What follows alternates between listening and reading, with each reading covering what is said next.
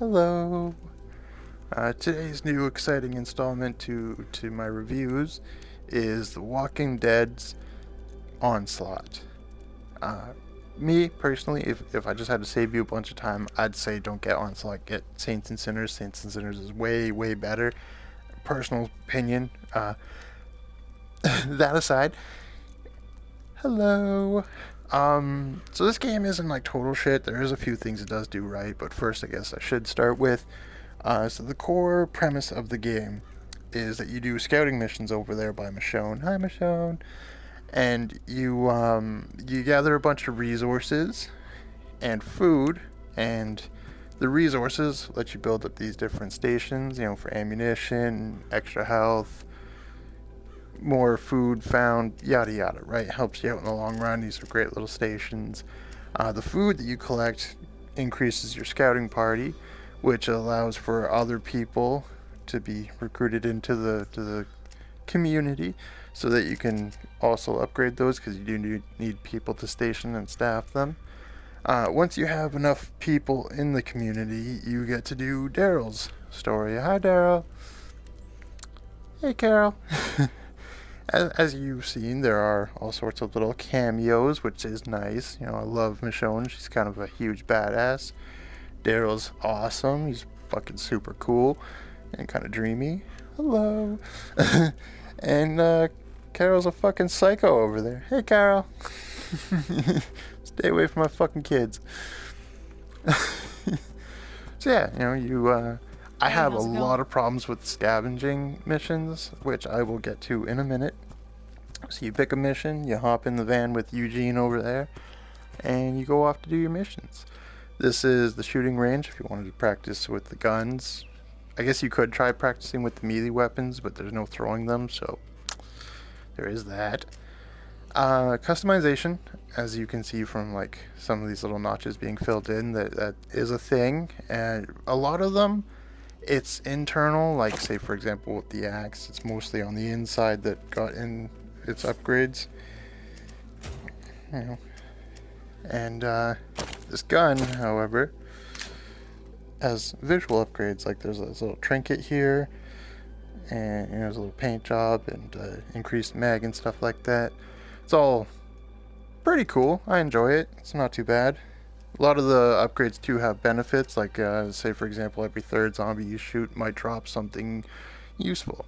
The best aspect, in my personal opinion, is Daryl's story. He has like a rather extensive little campaign here, going through a wide variety of locales, and it was a ton of fun, the entire journey. The spoiler-free lowdown of that is he comes across a stranger who he tries to help out, and yeah, it's a ton of fun. You get to listen to Daryl lip off about random things that are happening and kind of explain the story of how he got into his position of finding this person and trying to help him out. And it's a little bit of an uplifting tale, I'm not gonna lie. It's actually very compelling. Alright, this right here is like the little prologue thing where Rick adventures forth to find Daryl and get the beginnings of the story and stuff. My favorite aspect, it's the whole game just the same as any other part, right? Where you gotta kill zombies and yada yada, right? The part that makes this the best is that I can do it at my own pace. Like I'm standing here just, chatting with you, and he's just gonna sit there and chill and wait and stuff. There's no rush. All right, so on the one hand, it's an upside that there's no weapon degradation. So there's always, always, always gonna be a reliable weapon. And without a stamina bar, I can fight for as long and ferocious as I myself physically can. However, with that means they have to artificially create tension. And so, to artificially create tension where there is none, we have the herd line that slowly advances and does like same thing with Fortnite and PUBG. It just slowly kind of kills you for being in it. Me personally, I would have preferred if they actually just had like an actual giant wall of these things. But they went in a different direction, you know, so what can you do?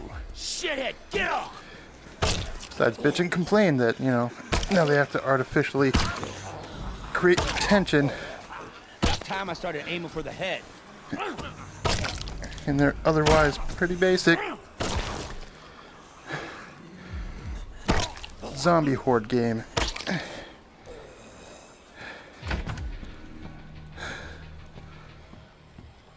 And that's why I mentioned earlier that like it's kind of a big deal to me that you can actually sit and chat to the audience with Daryl's story. So, like in Saints and Sinners, you can grab him by that throat so that you can get it real good. That was a little more than I anticipated it to be. And of course, because of the infinite stamina and the infinite durability, you know, it's really no threat. And just some of them are kind of armored though. Those ones are a little bit of a threat.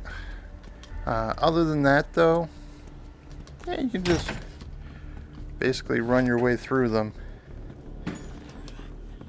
Look for the stuff Oliver asked for. He said things are getting critical. However, the most frustrating part, to me at least, is that this was supposed to be online. They were supposed to be able to invite 3 different friends, which is why I'm given to understand that there's 4 options when you're leaving. There's Rick, Daryl, Michonne, or Carol. And they, because of the Rona, had to nix that, and I understand that. However, they didn't remove the dialogue. What's got me? Another walker on me! Walker's on me! Walker cut me off! Walker's down! So that's like really kind of like frustrating because of what could have been. Cause I have a friend who like really loves co-op games, and would have loved to play this with him, but couldn't. But anyway, that's, you know, my personal opinions and some of the technical aspects of the game, and yeah, my overall opinion is I don't like it personally. It's just, you know, maybe if we had like a stamina bar so that the onslaught of giant crowds were an actual threat, but we don't, and they're not, so it feels, I don't know, too, I guess, generic, and too much like it's trying to be like Saints and Sinners, but isn't. Anyway, hope you enjoyed that, and have yourself a good one.